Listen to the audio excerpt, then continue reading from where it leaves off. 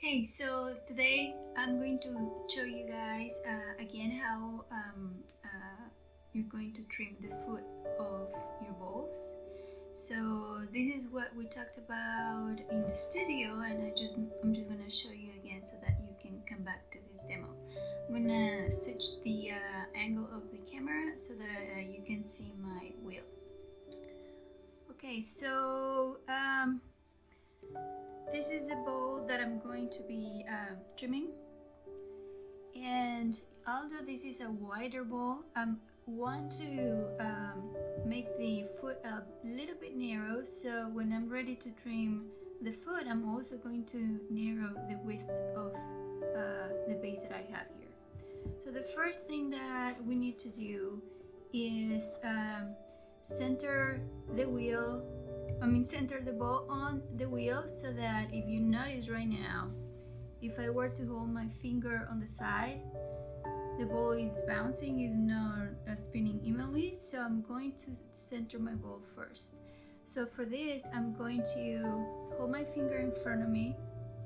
Whenever the ball goes away from me, I'm going to stop the wheel and then bring it forward closer to me.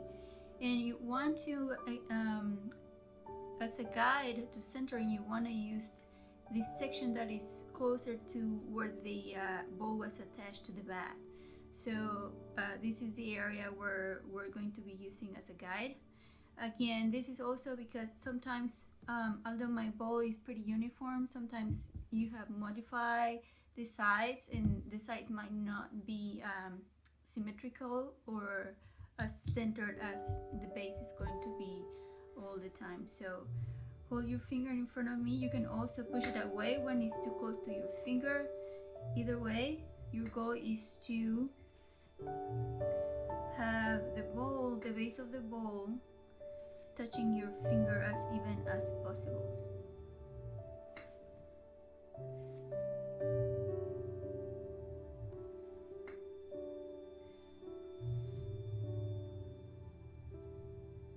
Okay, so that if I hold my finger on the side, the clay is touching my fingertip pretty evenly. So I'm gonna go with that. Another way to centering the ball that you can try, let's say this is not center again, you're gonna hold your left hand on the side, and you're going to slowly tap the ball towards your left hand. That is a faster way to center, and you always want to check that it is even by holding your hand on the side.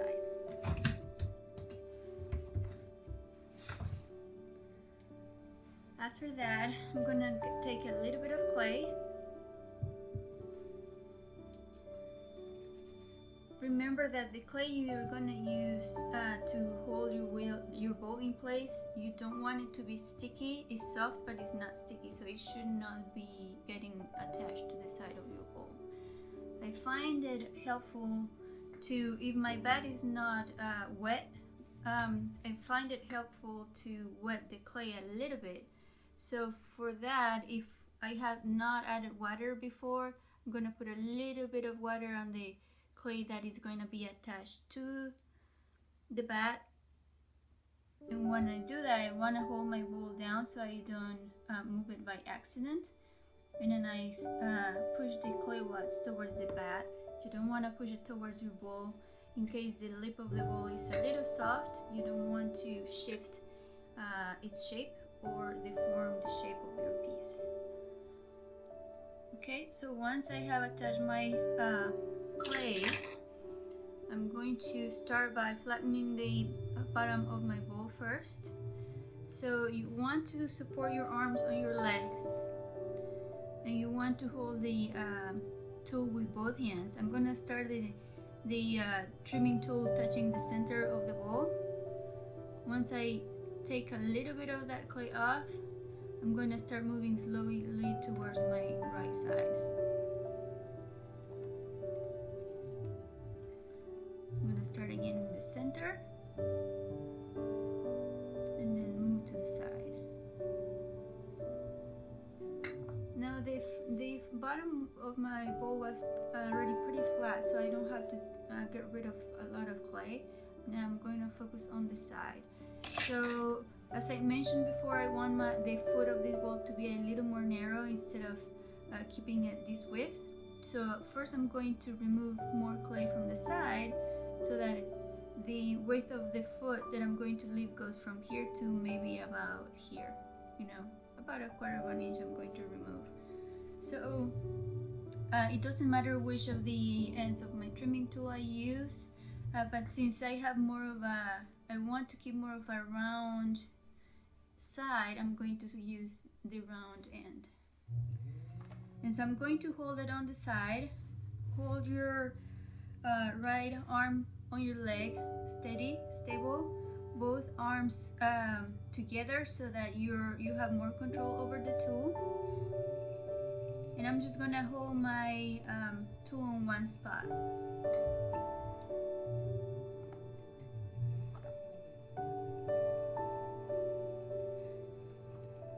So right now, before I shape, I'm just going to push my needle towards the center so that I make this more narrow.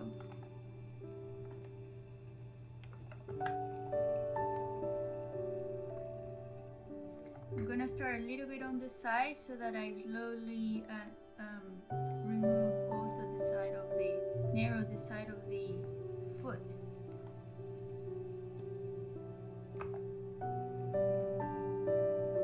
So if you notice the clay is peeling away from my bowl, that's a sign that it's a good timing for me to trim. If you find your clay getting back stuck on the clay, that is your clay is still too soft. So you should wait for your bowl to dry a little bit more before you trim.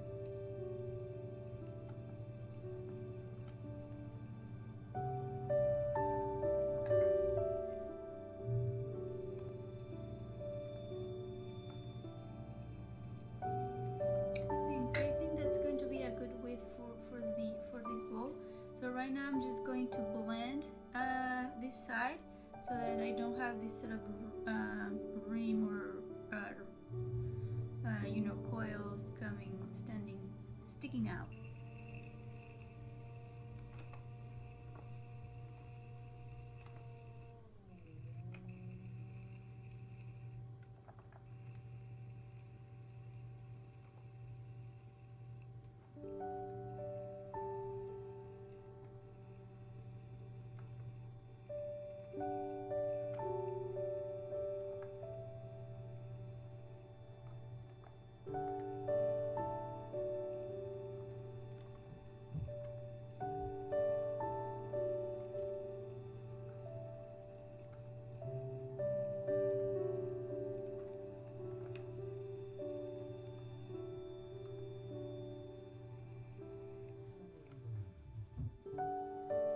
Then I'm going to clean up these tool marks. I'm going to switch to my middle rib, and so I'm going to use this edge of the rib to smooth and get rid of these marks. So what I'm gonna do is holding my tool in an angle. I don't want to hold it straight down. I want to hold it in an angle. And so what I'm gonna do is I will be removing part of these marks with my tool. Have a good grip. So go slow on the wheel, and as it spins, I'm pushing this part of the tool so that to clean up those marks. Now you will get a little bit of clay off as you're cleaning the bowl. So for this, you don't want to run your fingers down when you're cleaning or getting rid of that clay, because this tool can be sharp, and the more you use it to clean your clay, it might get sharper too. So what I do, I either run my fingers away from the tool, or on my bucket, I just kind of slide and get rid of the clay on the edge of my container.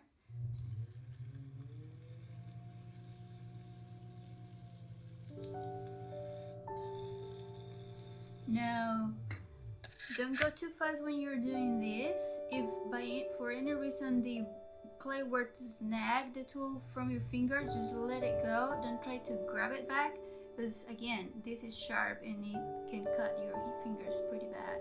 So go slow on the wheel, and be ready to let go on your tool in case it slides off your hand. Now I'm going to work on this edge, again slower on my wheel so that I have a good grip on it. The faster I go, the faster the wheel or the clay might snag the tool from my hand, so go slower.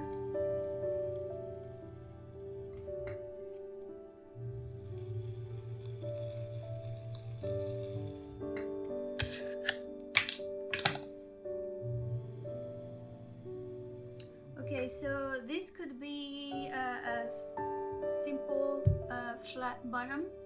If we talked about last time that you have to be thinking about the thickness of your foot to decide whether this is going to be a flat foot or a sunken foot. So I'm going to try doing a sunken foot to remind you guys how to do that. So if you were going to leave a flat foot, this would be enough. You sign your name and this would be done. Let's go ahead and do a sunken foot. So with the corner of my trimming tool, I'm going to decide the width of the ring that I'm going to leave.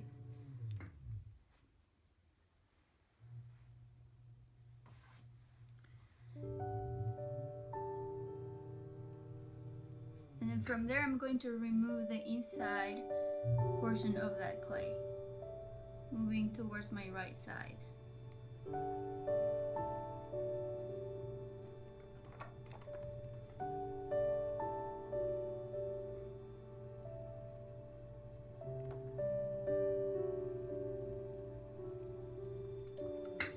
I find it helpful to kind of continue to do the angle of my tool here as a V shape, so that when I'm trimming, my tool is getting close to my ring. I don't get too close to that clay, and my tool might trim away part of the clay that I want to keep. And that may happen if you get too close. You may snag that part of the ring that you're keeping. So I find helpful to make that V shape with the corner and stop your tool before you hit that part of the clay.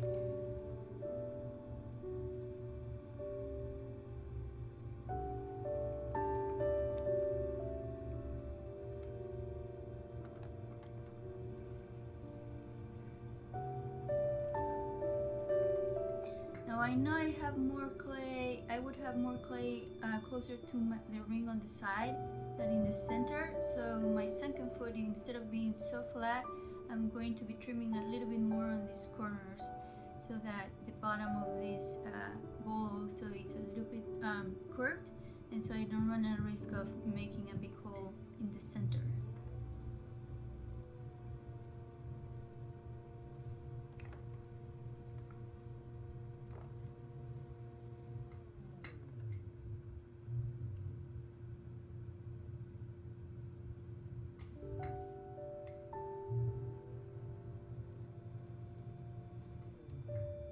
Right now I'm angling my tool so that I carve more on this, further down on this side of the bowl.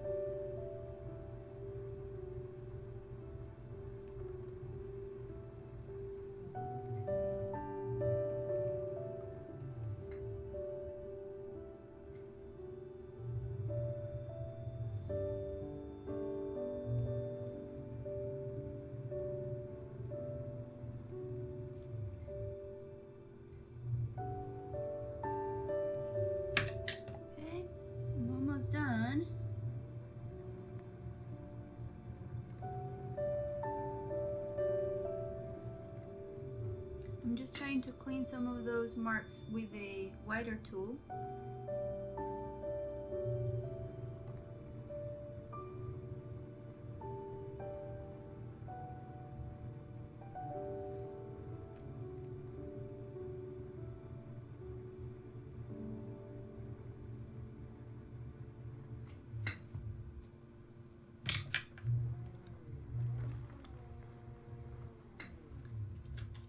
And then to remove all of these bits of clay, I'm going to come back to my middle rib and I'm going to scrape those off.